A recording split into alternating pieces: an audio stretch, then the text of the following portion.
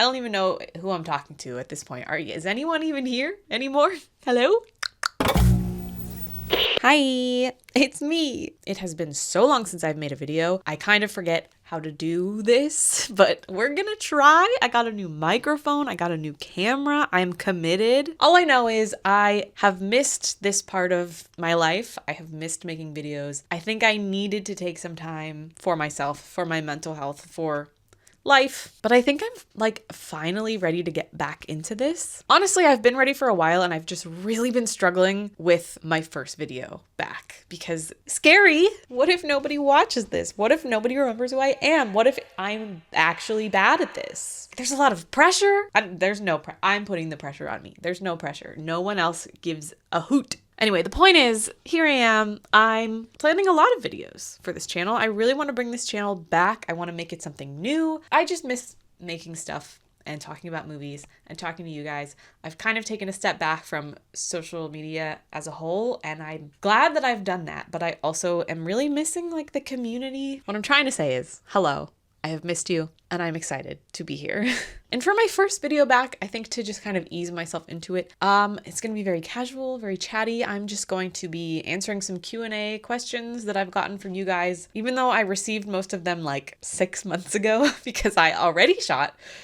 Okay. In January, New Year's resolutions, big dreams, didn't follow through on some of those. I was going to do a Q&A video and I was going to come back to my YouTube channel. And so I asked you guys on Instagram to ask me questions and I would answer them. And I shot that video and I hated it and then I never looked at it again. So I'm going to try it again today and I'm going to use the same questions. And yeah, I'm going to answer some questions, I guess, to whoever cares. Wow, the boobs are really boobing today, folks. So I'm going to answer some questions and I'm also going to talk about some stuff that I've been watching lately. I have kind of fallen behind on some new releases, but I have watched a lot of older things recently. I'm probably just going to talk about stuff that I've watched in the past like 2 months, because if I go any further than that, this is going to be a very long video. Without further ado, let's go to the first question. I think I'm going to do like question, movie. Do we like that? Let's start with this one. How are you feeling? Thank you for asking. I'm actually feeling really good. I think I have been really struggling for a while, hence not existing on the internet. And I think I'm finally doing good. I got a new job that I really like. I've been working on my small business and making art, which I really love to do. I've spent a lot of this past year reconnecting with people in real life and spending time with family and friends and like trying to spend less time online and more time just like living. And that's been really good for me. But now I feel like I'm ready to like come back. You know, I miss my online community. I miss doing stuff like this. Also, since I actually don't know if I've talked about this because it has been so long since I've made a video about, I have no concept of time. Some amount of time ago, I was diagnosed with bipolar, which was a whole thing for me to deal with. But since figuring that out about myself and figuring out how to navigate that and accept it as who I am as a person and how to just like structure my life in a way that does not get disrupted by my bipolar. I think it was something that I really struggled with creatively, especially with making videos, is that I would be like really excited about a video or really excited about a string of videos, and I would just put my entire body and soul into creating that video or whatever, to the point of doing nothing else, like obsessing over it and just being so into it, which is good to an extent until it consistently burned me out, and I was consistently in this weird cycle of like really manic, really excited about a project, and then really, really depressed for like months and not being able to make any content. And it was really hard to maintain any kind of consistency, hence, the history of my channel and me on the internet sucking at that in particular. Anyway, long story short, I think I figured out my shit. And I'm here and I'm excited to make stuff. Okay. That was a very long-winded way of saying I'm doing great. Thanks for your question. Now I guess I'm going to go to my letterbox and see what I've been watching lately and talk about something from there. I really didn't plan this video at all. I was just like, I just want to make a video. I want to make something. So here we are. bear with me. I hope you have like a cup of tea or something to do, or you're like doing laundry. Oh my God. Okay. The first thing that I saw when I opened my letterbox is, so I have never seen this before. This was the first time I had ever seen it. I had heard about it. I know it's like a cult classic. I had been told that it's something that I would enjoy, but I never really looked into it. I didn't really know anything about it. I watched Repo, the Genetic Opera. My God, guys. This is the best movie that has ever been made. Repo, the Genetic Opera, if you do not know about it, is a movie from 2008. Like a futuristic sci-fi goth musical, to put it simply. It stars Anthony Stewart Head, aka Giles from Buffy, my favorite show of all time, as we all know. And also Alexa Penavega from the legendary cinematic masterpiece Spy Kids. Not to mention also Paris Hilton, Sarah Brightman, a little cameo from Miss Joan Jett. This movie is crazy. This movie was made specifically for me and no one else. Is it a good movie? No. Did I love it and enjoy every single moment, minute, second of this movie? Yes. Honestly, like as a concept, it is a really, really cool idea. Like the world building is crazy. The lore is so interesting. It's in the sort of near distant future. It's like 2050 something. Organ failure is like a thing that's happening to everyone. It's an epidemic. And so there's this like big corporation that kind of runs everything, and they offer these payment plans to get organ transplants. But then, like, much like if you can't pay off your car or something, if you can't pay off your organ transplant, they repossess your organs. Hence, Repo, the Genetic Opera. And so it's all about like this young girl who is dying and this man who is a repo man. He like goes out and takes people's organs from them. It's crazy. It's absolutely bonkers. The music is bad. There's not really one good song in this musical. It is a musical. There's maybe one good song, and it has been stuck in my head every day since I've seen this movie. So there's that. I don't really know how to pitch this. It's not good. It's a musical with bad music. The acting is mid. It is ridiculous.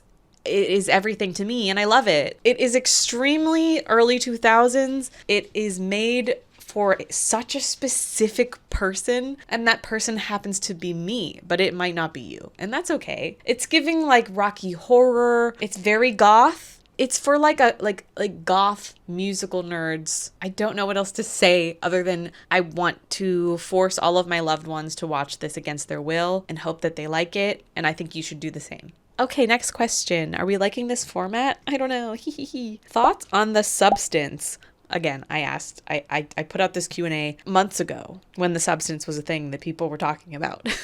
But I would love to talk about The Substance. I loved The Substance. It was one of my favorite movies of 2024. Oh, you know what? I'm bummed. I shot an entire video about my favorite movies of 2024, and I never edited it, and it will never see the light of day, and I'm sorry about that. I just feel like I was in a bad place. Watching the video makes me want to die, but I can talk about some of them. Is that a thing anyone cares about? Does anyone think about 2024 movies anymore? I think as a society, we should. I feel like there is so much content just being churned out all the time, every day. I feel this need to watch every new release, and then every year I just like forget about everything that I watched the year before, and that sucks. And I feel like we as a society do that a lot, like lately, and I want to be a little more mindful about what I watch and really appreciate the things that are worth appreciating. I don't really know why I'm going on this rant. Point is, there were some great movies of 2024. The Substance was one of them. I absolutely fucking loved this movie. I think the cinematography alone was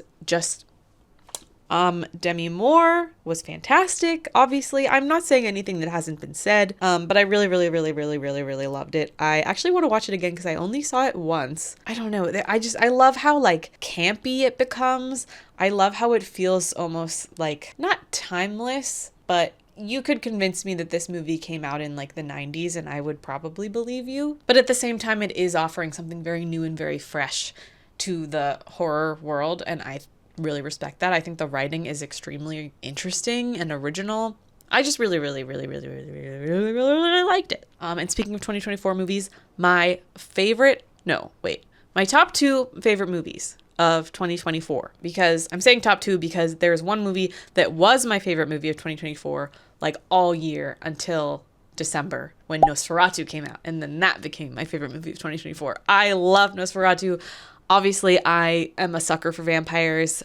The original Nosferatu is obviously iconic and extremely influential to me as a person and as someone who loves film and loves horror film in particular. And I love Robert Eggers, and I think he reimagined it in such a beautiful, haunting way. Like, when I look at Nosferatu, like, that is cinema, baby. Ooh, I had chills almost the entire time I watched that movie. I was just enamored with the beauty and the horror and the way that the horror isn't really that horrifying. I don't really know how to explain that, but like visually nothing was really that scary, but something about just the atmosphere of the film was terrifying. You know what I mean? Anyway, I love that movie. But until I saw that, my favorite movie of 2024 was Challengers. Come on, come on, come on. Feel that? I think Challengers was slept on. I truly do. I think it got a little bit of hype when it first came out, and there was like, I don't know, like people were talking about it, but then like people forgot about it. It got snubbed at the Oscars, I must say. I think that the screenplay for this movie is immaculate. Oh my God, the score, I think Challengers is one of the best movies I have seen in the past several years. I also think it has great replay value because I watched Challengers like 5 times. I love it so much. I think it's so good. I don't know. Am I alone in this? Like, did other people not get it the way that I got it? Because I'm still obsessed with this movie. I still think about it regularly. I don't know. Challengers was a sleeper hit, and maybe not a sleeper hit, like people saw it. It had Zendaya in it, like people saw it. But I really, really love Challengers. This question was not about Challengers, but I ended up here. Any opportunity to talk about Challengers, I will take it. If you haven't watched Challengers yet, I highly recommend it. It's like, something about it, it feels like a thriller. Like it's not. It's sort of like a drama. There's some comedy. It kind of has everything you want in a movie. You know, there's action. Action. It's tennis. Okay, here's my theory. People were like, I don't really want to watch a movie about tennis. But guys, it's not about tennis. It's not about tennis. It's not about tennis. It's about so much more, and it's so good.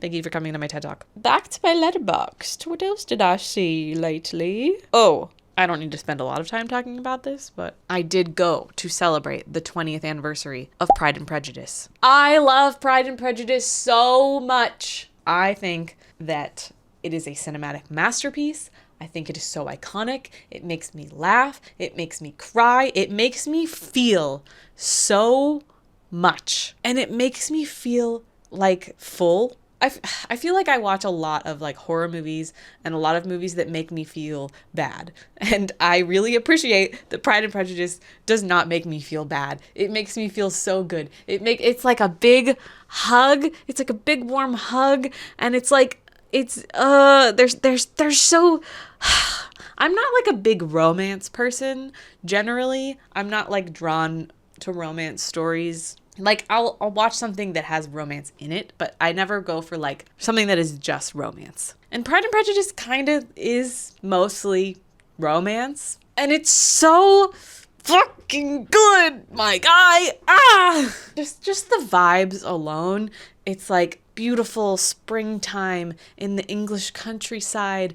The dresses, the fashion, the hair, the music. Don't get me started on the piano music, the soundtrack, the score of this movie, the Mr. Darcy. The Mr. Darcy. I don't know what it is about this movie, but it does something to me. When I hadn't seen it in a very long time, and so when I went to see it in the theater, it like changed me as a person fundamentally for several days.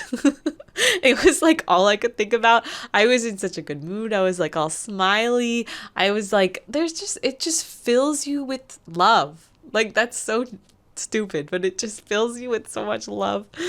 Oh, it's just so wonderful. And I wish more movies like this existed. I really do, because I think it is the perfect comfort movie. I could talk about this movie for hours, I'm pretty sure. I actually, after I went to see it, I came home and then I watched it again. And then I bought the book because I've actually never read the book. And I'm about halfway through it now. Crazy how similar the movie and the book are, like almost a 1-for-1 adaptation, so far at least. Jane Austen's funny, man.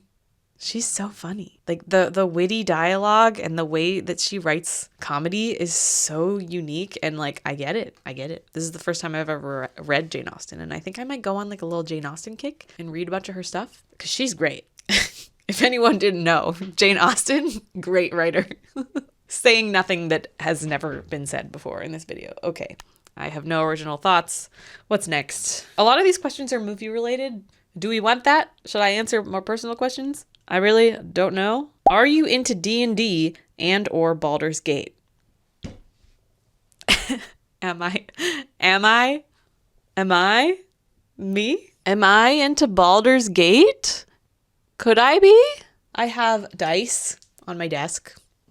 I have a Taraka deck on my desk. Real ones, no. Yes, I'm a very big into D&D. I'm currently in a Curse of Strahd campaign, which is so much fun. Like gothic horror, Dracula, basically. So much fun. I'm also DMing a campaign. It's a homebrew, whimsical, Feywild, Alice in Wonderland, fairy tale type thing. So that's fun. I'm also in another campaign, but it's currently on hold because people are unavailable. You know how it goes. If you play D&D, you know how it goes. But I really love my character in that one, and I have my mini for it right here. There she is. Can you see her? Focus. Her name is Willow. She is a satyr plantomancer, which is like a homebrew. She can talk to plants, and I love her dearly. I forgot I wasn't holding my microphone. Sorry, I will get better at this, I swear. Anyway, yes, I really like D&D. I'm a big fan. I think it is so much fun. I could talk about that forever, so I'm going to stop now before I get too into it. Okay, back to Letterboxd. Let's see. I have started doing this thing lately with my friends where every Friday night, give or take, we get together and we watch a horror movie. We have a very, very big spreadsheet full of movies, and we just randomly generate one every week and we watch it. It's very, very fun. I highly recommend having like a weekly movie night thing where you just like randomly pick a movie. It's just so fun. I feel like I've spent so much time trying to keep up with recent movies that there are a lot of older movies that I haven't seen. So this has been a really fun way to like catch up on things that I missed or like find some hidden gem that I never would have seen otherwise, you know? For example, one of our more recent watches was Ganjam Haunted Asylum. This is a movie from 2018. It is a Korean film. It is found footage horror, which I know a lot of people don't like. I am a huge fan of found footage. I think it is one of the most effective ways to scare me specifically. I think because I've seen so much horror, I'm kind of desensitized to a lot of it. It's really hard to scare me. And I like being scared. Like I am actively always looking for a movie that will scare me because I enjoy that. It's fun for me. And for some reason, found footage just, it gets me. I think it's so immersive. I think it's because for the same reason that horror video games particularly scare me, like way more than movies. A horror video game will almost always scare the shit out of me. I think it's because of the POV element of it. Like it's more immersive. It feels like it's happening to you. And there's almost like something interactive about that. I mean, obviously a game is interactive, but in a found footage movie, there's also some sort of interactive element. It feels a little bit more intimate.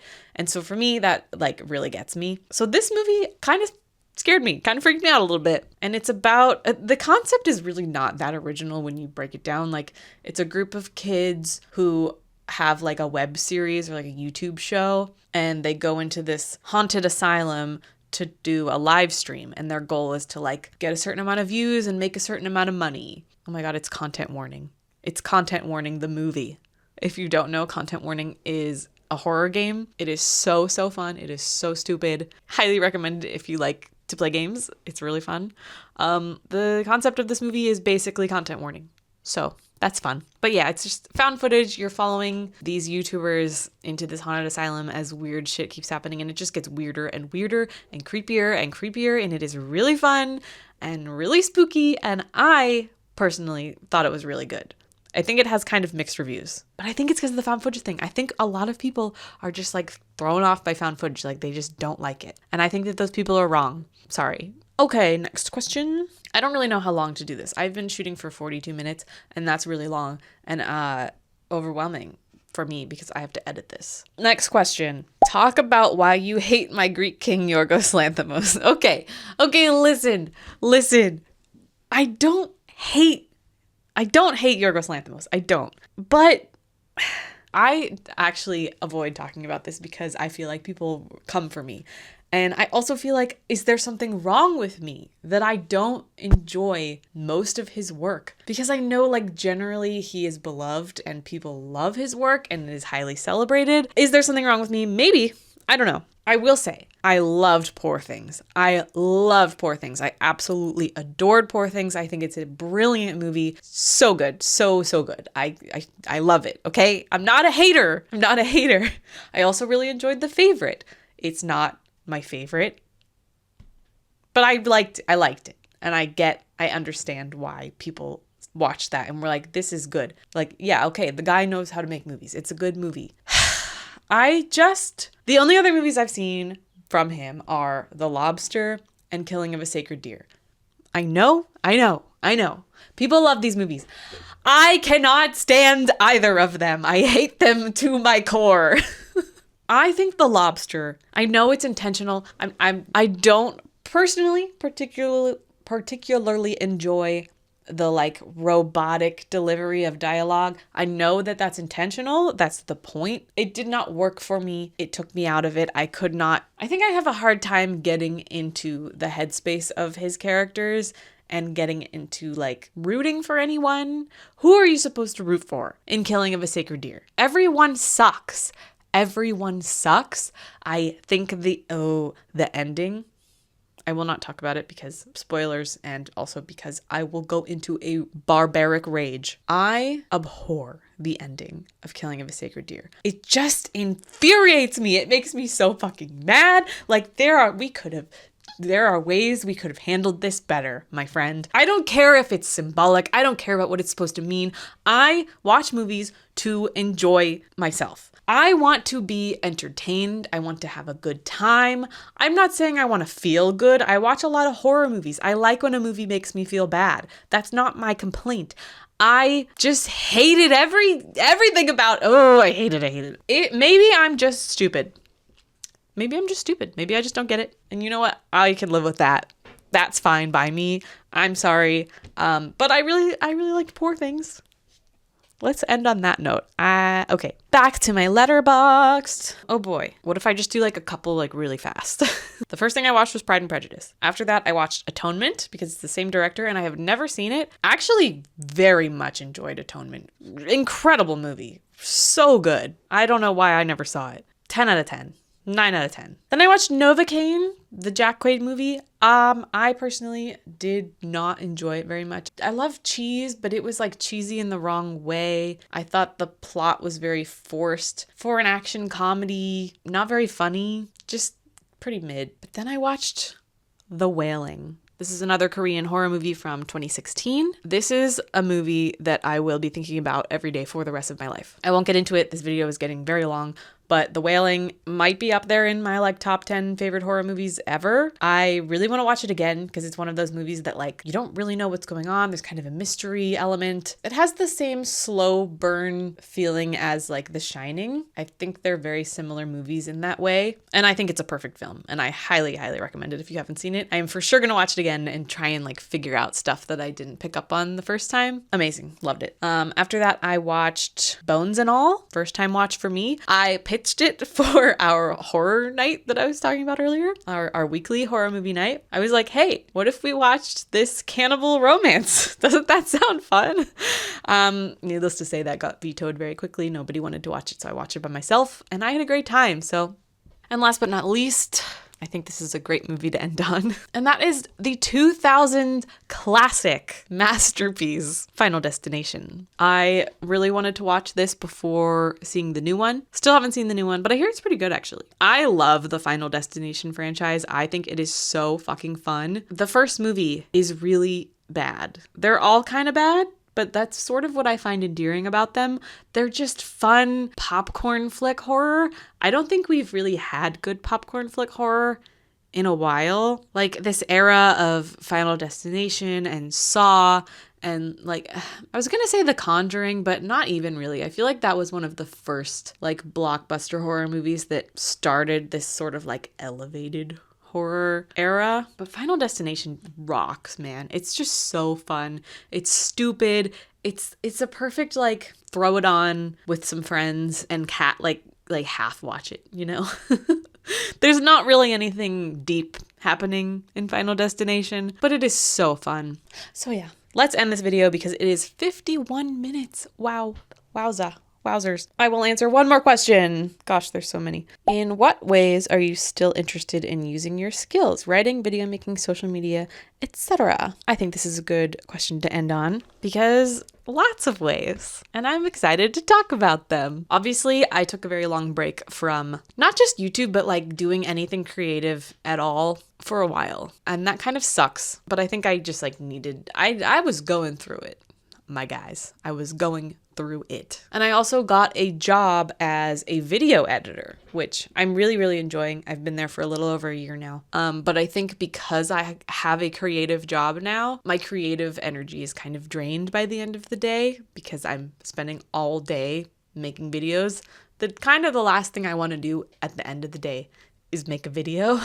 But I think I've gotten into a good routine and I've gotten past that, and now I'm like ready to make stuff again. Like I'm ready to make stuff for me, you know? So obviously I will be making more videos. I have so many ideas. Like I have a book full of video ideas. I just have to make them. But I'm feeling excited. I'm feeling really motivated. But in addition to that, I have my small business, Cinema Vixens, which I started like several years ago, and I'm pretty sure I've talked about it on this channel, but maybe I haven't. It has sort of evolved from what it once was. I am using it as sort of like the vessel for all my creative ideas. I've been making stickers, I'm drawing a lot of art prints, I'm working on a lot of VHS related things, which have not been released yet, but I'll let you know when they do. I'm doing a lot of like local craft markets to sell things for Cinema Vixens there, which is really fun.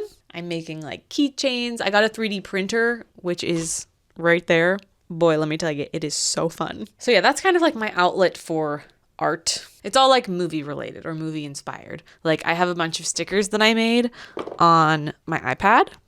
These are some stickers that I made. Just silly little stuff. Just silly little, stupid, silly little stuff. And then I'm not going to talk about this a lot because it is really just a hobby and I have no idea if anything will come of it or if it will just be like a thing I do for fun with my friends. But I've been getting into game development. I've been working on a game. I don't know what I am doing. I have never done this before. I don't know how anything works. I do not know how to code. Your girl cannot code. I have been working on the art side of developing a game with some of my friends, and it has been really, really cool and really fun, and maybe one day it'll turn into something. We'll see. Anyways, I think that's a good place to wrap up because it has been 57 minutes of filming, and I gotta stop talking, drink some water. If you've made it this far, thank you. Thank you for watching. Thank you for being here. I am really, really, really excited to be making videos again. Like, this is a part of my life that I have genuinely really missed. So if you're still here and you're planning to stick around, thank you so much. I am very much looking forward to doing this more. And yeah, that's all I got. Thanks for watching. Bye.